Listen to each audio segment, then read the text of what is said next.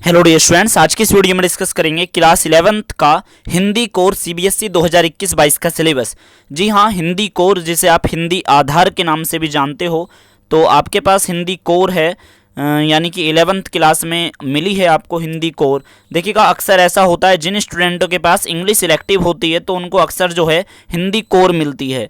Core जो है हिंदी में इंग्लिश का शब्द है कोर, और कोर को हिंदी में आधार कहते हैं, ठीक है। और एक होती है हिंदी इलेक्टिव और एक होती है हिंदी कोर। तो बहुत से स्टूडेंटों के पास हिंदी कोर होती है, तो आज की इस वीडियो में हिंदी कोर के सिलेबस को ही डिस्कस करने वाले हैं, ठीक है। तो आपके पास जो है इंग्लिश इलेक्टिव होगी और हिंदी आपके पास कोर है। तो ये जो है आपका देख सकते हो, जो आपकी कोड संख्या है 302 है, यही आपकी 12th में रहने वाली है। तो कक्षा 11वीं का मैं आपको सिलेबस आपके समक्ष रख रहा हूँ। आप 10th पास करके आए हो, ठीक है। और सेशन आप काफ़ी लेट बाद पढ़ाई कर रहे हो, क्योंकि आपका रिजल्ट की भी आप या तो प्रतीक्षा कर रहे हो या रिजल्ट आ भी चुका है। तो जुलाई के बाद में आपका लगभग रिजल्ट आ रहा है, तो वो कहीं ना कहीं दिक्कत वाली बात है जुलाई 2021 में, क्योंकि अब आपके एग्ज़ाम जो है लेट होने का कारण वही था, कोरोना वायरस। तो इस बात का भी विशेषकर ध्यान रखिएगा कि अब की बार कोविड-19 के कारण कुछ भी सिलेबस में कटौती नहीं है, ठीक है। पूरे का पूरा सिलेबस पढ़ना है। सीबीएसई ने तो कह दिया है कि 1 अप्रैल 2021 से स्टूडेंटों की पढ़ाई करवा दो चालू। तो जो स्टूडेंट अपने एग्ज़ाम पे ध्यान दे रहे हैं वो एग्ज़ाम पे भी दें, और साथ साथ अपनी 11th क्लास की भी तैयारी थोड़ी बहुत करते रहें, ठीक है। तो देखिएगा, तो ये सारी चीज़ें हैं कि परीक्षा हेतु पाठ्यक्रम बी निर्देशन।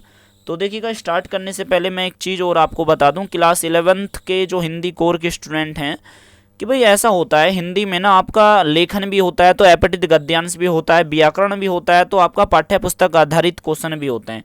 अब बात क्या है कि पाठ्य पुस्तक से इतने भी क्वेश्चन नहीं आते अगर टोटल को एक तरफ रख दें तो, ठीक है। बात ये तो इसलिए ना हमें पेपर के स्ट्रक्चर के अनुसार ये जानना पड़ेगा कि हमारा क्वेश्चन पेपर का पैटर्न के अंदर किस प्रकार के आपके क्वेश्चन पूछे जाएंगे और जो आपका सिलेबस ही होगा, ठीक है। तो पेपर का स्ट्रक्चर और फॉर्मेट के माध्यम से समझने वाले हैं हिंदी कोर क्लास 11th का। 2022 में आप 11th के फाइनल एग्ज़ाम दोगे, ठीक है। तो चलिए शुरुआत करते हैं।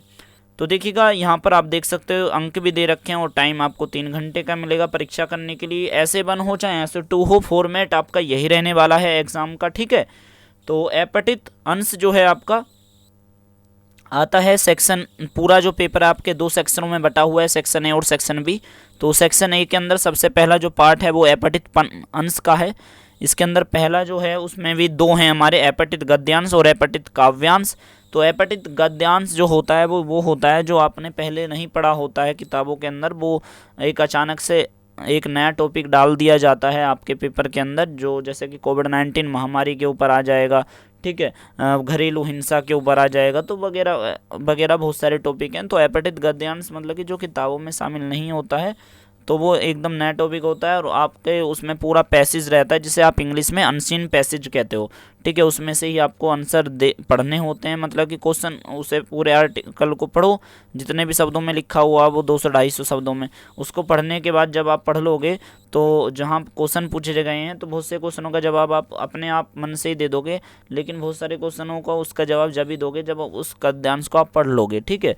तो वही है कि अपठित गद्यांश का आपको कितना बोध है वो आपकी जानकारी के लिए एग्जामिनर चेक करेगा, और आप बोध पर आपका प्रयोग और रचनात्रण और शीर्षक आपसे पूछ लिया जाएगा कि इसका टॉपिक बताइए क्या रखें। और 10 बहुविकल्पीय अति लघुतरात्मक प्रश्न पूछे जाएंगे आपसे 1 अंक के, ठीक है। और 10 क्वेश्चन हो गए तो 1 नंबर के टोटल नंबर कितने हो गए, 10, ठीक है।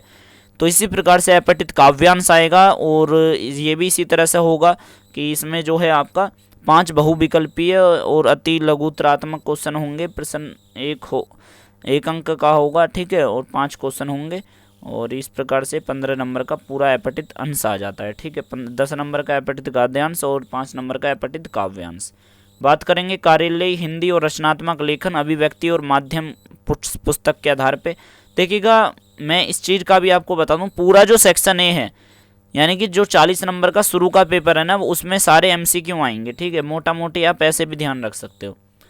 तो अभिव्यक्ति और माध्यम वाली जो पुस्तक है, अगर आपको उसे भी ले लेनी चाहिए, क्योंकि ये 11th और 12th में दोनों में काम आती है ये पुस्तक। तो देखिएगा, इसमें दे रखा है कि आपका यहाँ पर जो है 25 नंबर का आएगा इस वाली पुस्तक से। तो इसमें दी गई घटना के आधार पर रचनात्मक लेखन विकल्प सहित निबंधात्मक प्रश्न आपका आएगा, जिस पे आपको मतलब कि क्रिएटिव आर्टिकल लिखना है, ठीक है, क्रिएटिव राइटिंग लिखनी है। क्रिएटिव राइटिंग का मतलब ये नहीं कि फुल डिजाइनड राइटिंग लिख रहे हो, वो भी है, थोड़ा बहुत उसका है, वरना इसमें होता है सारा कि मुहावरेदार आपकी भाषा है नहीं है, आपने कैसे शब्दों का चयन करा है आप कोई भी आर्टिकल लिखने के लिए, ठीक है, मतलब कि वो रीडर उसे पढ़ पाएगा या नहीं, बोरियत तो नहीं है वो आपका वो जो है आर्टिकल, ठीक है, वो उसे क्रिएटिव राइटिंग कहते हैं कि आपने कितना शुद्ध लिखा है, शुद्ध हिंदी में आपने जो लिखा है वो आपका क्रिएटिव राइटिंग है। तो उसमें आपको विकल्प मिलेंगे और 5 नंबर का आपका क्वेश्चन है, किसी भी टॉपिक पे आपका आ जाएगा वो। चौथा टॉपिक है इसके अंदर औपचारिक अनौपचारिक पत्र, ठीक है। अनौपचारिक पत्र होता है जो आप इनफॉर्मल कहते हो, और फॉर्मल औपचारिक जो ऑफिस वगैरह में कोई भी गवर्नमेंट होल्डर के पास अगर के लेटर को भेजते हैं तो वो औपचारिक पत्र में आता है। अनौपचारिक होता है हमारे सगे संबंधियों को पत्र लिखते हैं, ठीक है। तो निबंधनात्मक प्रश्न होगा इसमें, मतलब लॉन्ग क्वेश्चन मान सकते हो आप ऐसे। तो 5 नंबर का आपका पत्र आएगा। और अगला टॉपिक है इसमें व्यवहारिक लेखन में प्रतिवेदन प्रेस विज्ञप्ति। प्रेस विज्ञप्ति का आपने नाम जरूर सुना होगा, जैसे कोई भी मतलब कि विज्ञप्ति का मतलब एक प्रकार का एडवर्टीजमेंट जब निकाला जाता है प्रेस के द्वारा, तो वो प्रेस विज्ञप्ति है। परिपत्र है, ठीक है, और कार्यसूची है और कार्यव्रत है से संबंधित 2 लघुत्तरीय प्रश्न, एक 3 व एक 2 अंक का, ठीक है, और विकल्प होंगे इसमें। तो 3 अंक का एक क्वेश्चन और 2 अंक का एक क्वेश्चन, ठीक है। तो इस प्रकार से 3, 2, 5 और 5 नंबर का ये आपका होगा। तो इसमें आपका व्यवहारिक लेखन आएगा कि आपके व्यवहार से जुड़ा हुआ कोई भी टॉपिक आ जाएगा। प्रतिवेदन हो सकता है, वो प्रेस विज्ञप्ति आ सकती है, और परिपत्र या कार्यसूची, ये सारी चीज़ आपकी अभिव्यक्ति और माध्यम वाली जो पुस्तक है उसमें आप उसका सहारा ले सकते हो पढ़ने के लिए। तो देखिएगा जो छठा आपका यानी कि अगला जो पोर्शन है वो है शब्दकोश से संबंधित। तो शब्दकोश से संबंधित जो है आपका, उसमें आपको देखने के लिए मिलेगा कि 5 बहुविकल्पीय प्रश्न होंगे उसमें 1 अंक के, और 5 प्रश्न होंगे। इस प्रकार से टोटल आपका 5 नंबर का बैठ जाएगा, ठीक है। और जनसंचार माध्यम और पत्रकारिता के विविध आयामों से संबंधित आपके लघु उत्तरीय प्रश्न होंगे, यानी कि पत्रकारिता के विविध आयाम कौन कौन से हैं जनसंचार माध्यम और पत्रकारिता के, तो इससे संबंधित आपको लघु उत्तरीय प्रश्न देखने के लिए मिलेंगे, जो 1 3 नंबर का होगा, 1 2 नंबर का होगा, ठीक है। तो 3 2 5 और उसमें आपको ऑप्शन मिलेंगे। तो बात करेंगे अब गए जो पाठ्य पुस्तक पे लिख रखा है इन्होंने, तो वो किस तरह का है। तो यहाँ पर देखिएगा दोस्तों क्या है, अब आपका वो स्टार्ट हो चुका है आपका, जिससे आप कहते हो यहाँ से कार्यालय हिंदी रचनात्मक लेखन से जब आपको देखने के लिए मिलता है पाठ्य पुस्तक वाला सेक्शन, तो वो आपका सेक्शन बी कहलाता है। लेकिन यहाँ पर इस तरह से डिवाइजेशन नहीं कर रखा, खैर कोई नहीं। आप याद रखिएगा कि अब जो है आपके वर्णनात्मक क्वेश्चन स्टार्ट हो गए हैं, ठीक है। पहले आपके शॉर्ट वाले क्वेश्चन भी आ रहे थे, जैसे निबंधात्मक क्वेश्चन है तो वो तो शॉर्ट नहीं है, लेकिन जो अपठित अंश के बाद जो इसमें कुछ ऐसे पॉइंट आए हैं जिसमें आपको बहुविकल्पीय प्रश्नों का उत्तर देना है, ठीक है। जैसे कि आपका आया था पहला ही क्वेश्चन था, ठीक है, जो अनसीन पैसेज था उसमें ही। तो और आपका शब्दकोश से संबंधित 5 बहुविकल्पीय क्वेश्चन देखने के लिए मिलेंगे। बहुविकल्पीय का मतलब आपको पता ही है कि जिसके अंदर 4 ऑप्शन होंगे, कोई एक पे आपको टिक करना है, ओके। तो अक्सर ऐसा होता है कि 40 नंबर का मतलब कि पूरा आ जाता है पेपर वैसे, लेकिन मतलब कि 11th के अंदर इस तरह का स्ट्रक्चर नहीं है वैसे देखा जाए तो चलिए खैर कोई नहीं। 12th का सिलेबस हमने खूब डिस्कस कर रखा है, तो उसके अंदर ही सारी चीज़ दे रखी हैं, इसलिए मुझे याद आ रही हैं। तो पाठ्य पुस्तक पर आधारित जो है आपकी 2 बुकें लगी हुई हैं हमारी हिंदी कोर में, आरोह और वितान। आरोह जो किताब है वो 2 भागों में बटी हुई है, काव्यखंड और गद्यखंड। तो काव्यखंड आरोह किताब से जो टोटल आने वाला है वो आपका आएगा 30 नंबर का, ठीक है। तो काव्यखंड से लेते हैं पहले, किसी एक काव्यांश पर अर्थग्रहण से संबंधित 3 प्रश्न, यानी कि 2 × 3 और विकल्प सहित आपको करने, यानी कि काव्यांश का अर्थग्रहण की कोई भी आपको काव्य आ जाएगा, कोई भी पद, उसका आपको अर्थ लिखना है और 3 प्रश्न लिखने हैं आपको, और 2 नंबर के होंगे, ठीक है ये। और इस प्रकार से 2 × 6, ओके। एक काव्यांश के सौंदर्य बोध पर लघु उत्तरीय प्रश्न आएगा आपका, तो जो आपको लिखना है कि सौंदर्य बोध पर आधारित होगा, काव्य की काव्य सौंदर्य कीजिए, मतलब उससे जुड़ा हुआ। तो 2 नंबर के होंगे 2 क्वेश्चन, तो इस प्रकार से 4 नंबर का हो जाएगा। 10वां क्वेश्चन आएगा एक आपका, कविताओं की विषय वस्तु पर आधारित 2 लघु ये एक 3 व एक 2 अंक का प्रश्न आएगा। ठीक है, बात यह है कि जो आपने कविता पढ़ी हैं, तो कविताएं पढ़ी होंगी, तो आपने उसके आधार पर इन सवालों का भी आप जवाब दे दोगे बड़े आराम से। ठीक है, तो ये भी जो है एक क्वेश्चन इसमें 3 नंबर का और एक है 2 नंबर का, और इस प्रकार से 3 2 5। ठीक है, गद्य खंड से बात करें वो था काव्य खंड। तो गद्य खंड से गद्यांश का आधारित अर्थग्रहण से संबंधित 3 प्रश्न आपसे पूछे जा सकते हैं, 2 x 3। ठीक है, तो 12वां जो इसमें पॉइंट है वो है आपका पाठों की विषय वस्तु। ठीक है, पाठों की विषय वस्तु पर आधारित 4 में से 3 बोधात्मक प्रश्न होंगे, 3 + 3 + 3।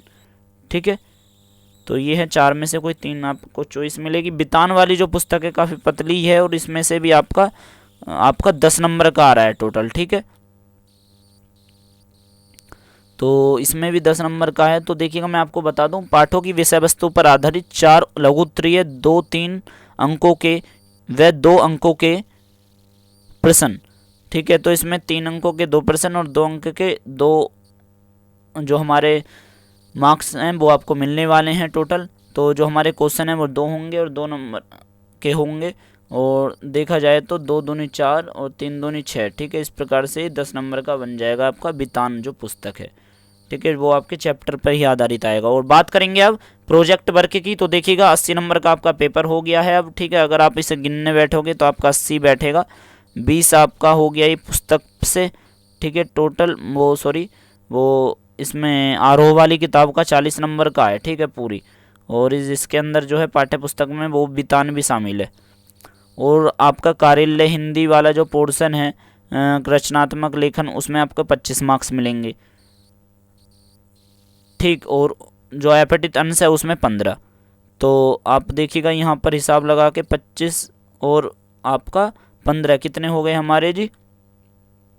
इसमें आपको देखने के लिए मिलेगा कि 10 इसमें जोड़ दो। तो देखिएगा बात क्या है कि इस प्रकार से आपका टोटली 80 नंबर का हो जाएगा। ठीक है, 40 ये नीचे हुए पड़े और 40 नंबर का आपका ऊपर हो गया। तो इस प्रकार से आपका ये टोटल आपका 80 नंबर का आपका पेपर तैयार हो गया। ठीक है, तो मैंने आपको ये भी बता दिया, और इसके बाद हम डिस्कस करते हैं अपने प्रोजेक्ट वर्क के बारे में। तो देखिएगा 10 नंबर की आपकी फाइल बनेगी। ठीक है, परियोजना कार्य कहते हैं, और 10 नंबर का होगा आपका श्रवण और वाचन। श्रवण का मतलब होता है क्या है, श्रवण का मतलब होता है सुनना।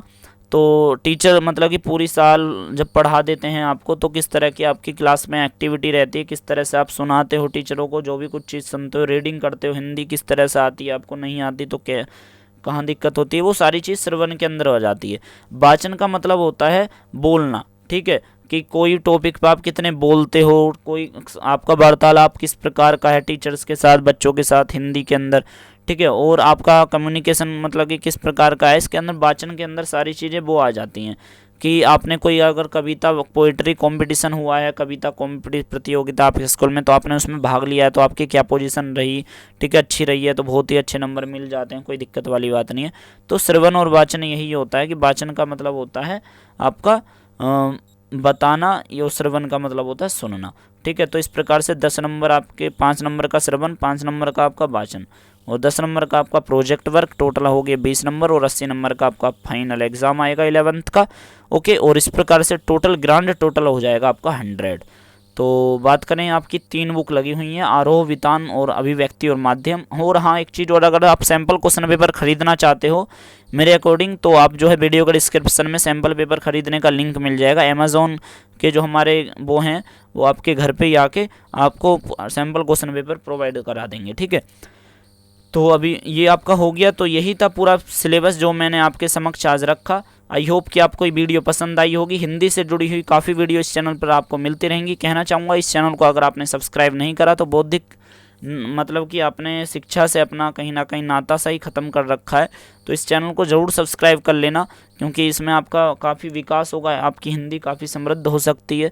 क्योंकि बीए में आप हिंदी लोगे तब मैं आपको पकड़ लूँगा, 12th में आप हिंदी में आओगे हिंदी लेकर, तब भी आपका मज़े आने वाला है, क्योंकि इस चैनल पर आपको काफ़ी अपडेट देखने के लिए मिलती रहेंगी। ठीक है, तो इस वीडियो में इतना ही। अपने मित्रों के साथ इस वीडियो को शेयर करना ना भूलें व्हाट्सएप ग्रुप में। तो हमें दीजिए इजाज़त। Thank you.